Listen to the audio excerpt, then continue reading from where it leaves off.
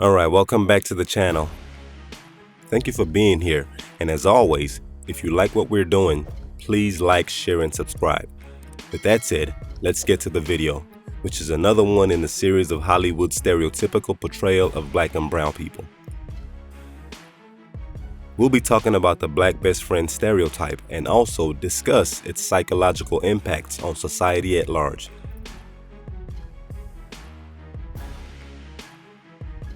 The black best friend is an evolution of the typical best friend character that is always closest to the protagonist.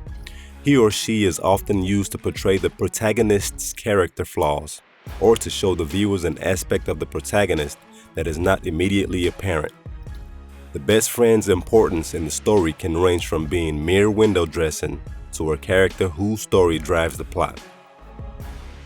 As Hollywood became more racially integrated, these roles were often filled by black and brown actors to serve two purposes. One, to shield the film studios from any claims of non-diversity, and two, to maintain Hollywood's long-standing unspoken code of making the hero of the story the standard male and more recently, the standard female. And what are the standard male and female, you ask? Well, let's just take a look at what a quick Google search for the top Hollywood actors reveal.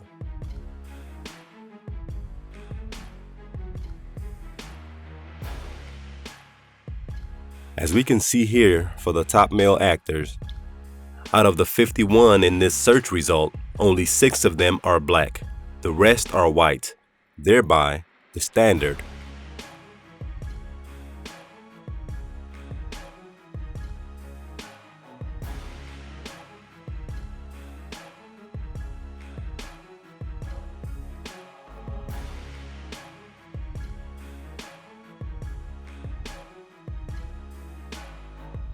The results for the top female actresses are not much different.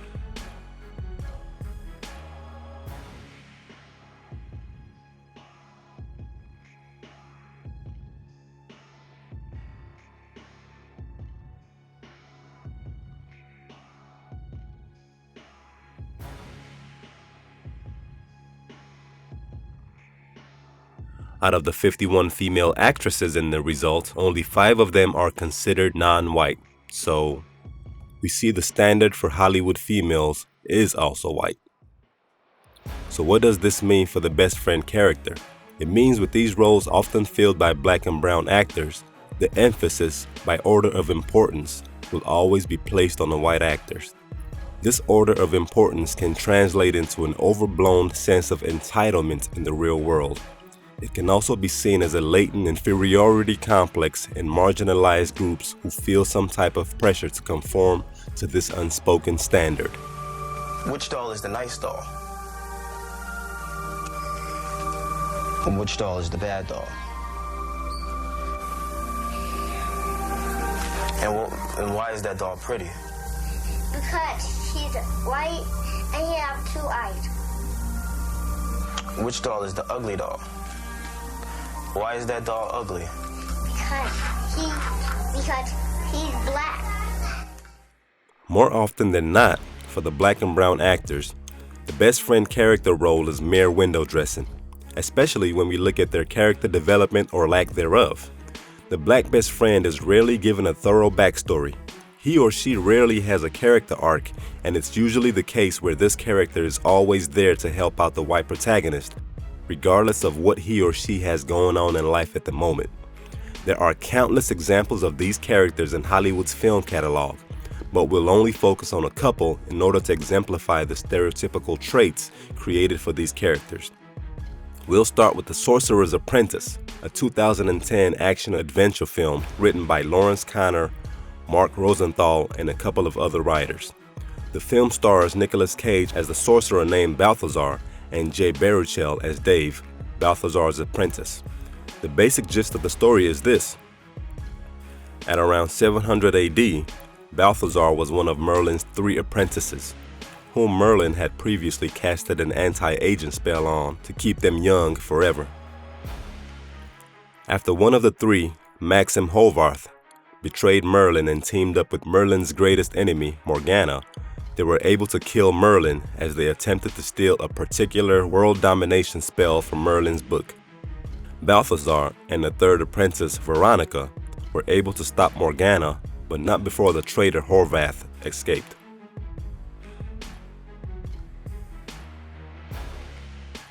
As Merlin slowly went towards the light, he tells Balthazar the only person that will be able to defeat Morgana is some child that will be born at a future date.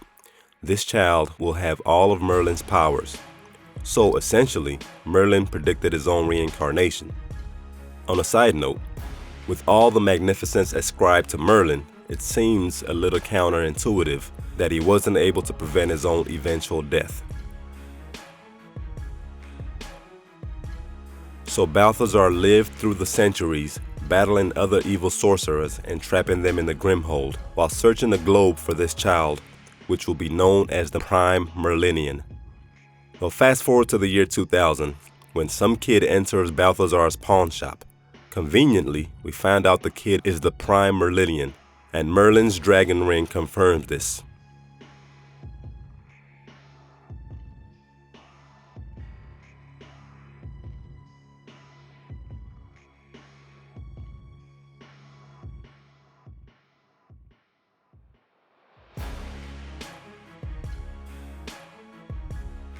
As Balthazar walks away for a brief moment, the kid ends up encountering the Grimhold, which was surprisingly not that secure. One would think the prison holding all of history's most evil sorcerers would be locked away in a steel box under the ocean somewhere. But nope, it's right here behind the wall, and they never really explain how the ring is linked to the Grimhold. Anyways, Horvath escapes and Balthazar is forced to fight him until they're sucked up into a giant urn that is said to keep its inhabitants trapped for 10 years. 10 years later, we meet Dave, who is obviously 10 years older and some sort of physics genius at NYU. We are also introduced to his roommate, Bennett, played by Omar Benson Miller. Bennett is the black best friend. His one and only role in the film is to present a path for Dave's love story, and also acknowledge to Dave and the audience once he is on that path. In his first scene, we see Dave has fully embraced his life as a lonely nerd when Bennett invited him to hang out with some cheerleaders. Dave declines and says he has to work on his Tesla coil project. Bennett then goes to tell Dave about the gray wolf, saying the gray wolf is a pack animal. He must find a mate, hunt, and grunt. He must participate or get kicked out of the pack, which will ultimately lead to being eaten by a hungry bear. This is the path Bennett presents in the story. He is the catalyst for Dave's inner journey. The next scene in which we see Bennett is when Dave is telling him he did not ask the love interest in the story out on a date. Bennett's reaction to this news emphasizes his views on the importance of what he calls participation. This inner journey of finding love is played up to be so important that it indirectly makes Bennett's character more of a plot device than a person when we see his reaction to Dave later in the movie. At the beginning of the third act, Dave comes up with a plan in his last-ditch effort to save the world, and he needs Bennett's help. At this point, Bennett is hanging out with his girlfriend, participating, as he described early in the film, and he receives a call from Dave. Considering how important participation is to Bennett, it is illogical for him to just drop everything to help Dave without knowing what was really at stake. All Dave said to Bennett was, and I quote, "I've got a real emergency on my hands, and I need you to meet me at my lab right now." Staying true to the black best friend character, Bennett drops everything he's doing at the moment and runs to assist Dave just because he called. Bennett has no character development. We don't even know how deep his friendship with Dave is. All we know is that he is Dave's roommate. Bennett was just window dressing in the story, and anyone could have played his role.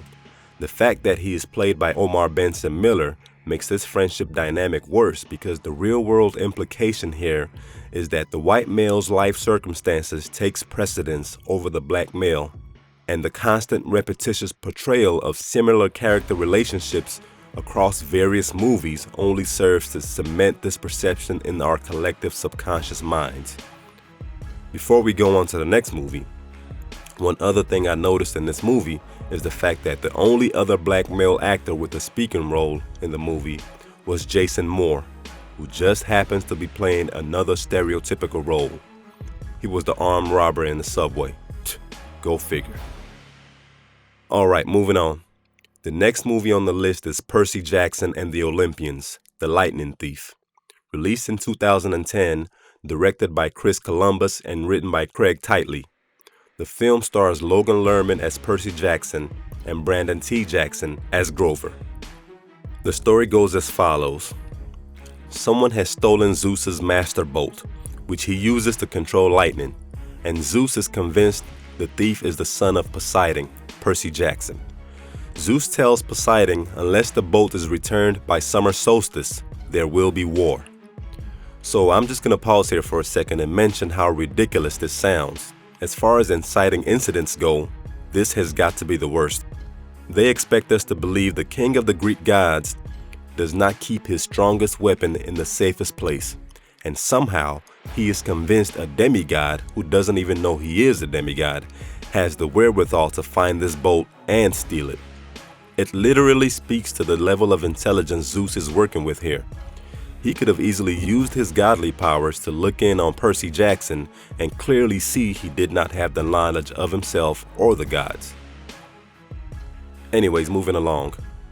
We are introduced to Percy Jackson, who has dyslexia and ADHD, not because they're learning disabilities, but because according to Grover, who happens to be his black best friend and protector, his brain is wired for ancient Greek and his ADHD is his battle instincts. Grover serves as Percy's introduction to this new world of gods and demigods. He has the task of convincing Percy of his godly heritage. And as amazing as it was to find out Grover was part of this amazing world in the beginning, the wonder quickly loses its prestige when we discover Grover is at the bottom of the totem pole and the newcomer, Percy, is automatically at the top. Grover wasn't even a good protector in the story. He was unable to keep Percy's mother from being captured, and he couldn't fight the Minotaur. The entire length of the movie, which was a quest to save Percy's mother from hell, is just scene after scene of buffoonish stereotypical behavior from Grover. He spends the entire time in this film following Percy around like a pet puppy. He was also the comic relief when he wasn't saying something stupid. There was a particular scene after Percy discovers Mr. Brunner is a centaur. Grover is called by the daughters of Aphrodite, and he hoots and hollers as he runs towards them, looking as if he cannot control himself. He clearly plays into the stereotype of the sex-crazed black male. Nobody else acts like this in the movie. Even when Percy was invited to a party later on by three ladies, he graciously accepts the invitation, but Grover, who was rejected by these ladies, follows after them literally, begging to come to the party. An interesting point in the relationship between Percy and Grover is the fact that Grover was accustomed to this world of gods and demons, but yet he takes orders from Percy, who was practically a newcomer.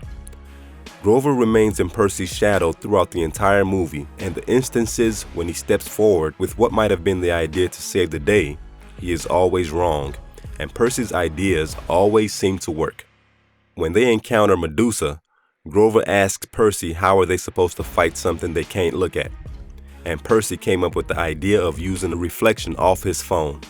Once again, Percy is a newcomer to this world, and Grover is taking directions from him, which should have been the other way around, since Grover knows way more about this world than Percy does. That subordinate black best friend role must be maintained to make the story more compelling. Grover also suggests throwing his crutches at a statue when they arrive at the museum for the second pearl. His idea is obviously idiotic, and Percy once again has the better idea, which was to return after the museum was closed. At a certain point, Grover tries to bribe a ferryman to the underworld. He pulls out his cash only to face disappointment again when his money is set ablaze. Grover should have known that the dollar was not an accepted currency in that world. But once again, Percy to the rescue with the gold coins.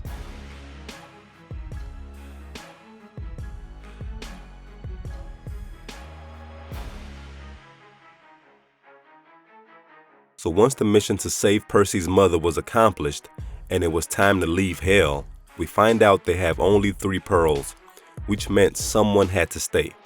And guess who volunteered to stay in hell? The black best friend Grover. Percy, his mother, and Annabeth ultimately returned to the surface, only to fight the final battle without Grover. For what it's worth, the most important thing Grover does in the movie was when he used Medusa's head to turn the Hydra into stone. Apart from that, the movie is filled with different iterations of the black best friend stereotype. He stays in the background and always remains at the beck and call of the white protagonist, reinforcing that real-world social and racial dynamic that was created by European colonialism. Other movies that depict varying versions of this black best friend character are The Devil Wears Prada. Tracy Thomas plays a black best friend of Anne Hathaway. The Ghost Whisperer. Aisha Taylor played a black best friend to Jennifer Love Hewitt. Forrest Gump. Mykelti Williamson plays the black best friend to Tom Hanks. We even see this in animation. Shrek has Eddie Murphy playing best friend to Mike Myers. In The Incredibles has Samuel Jackson playing the best friend to Craig Nelson.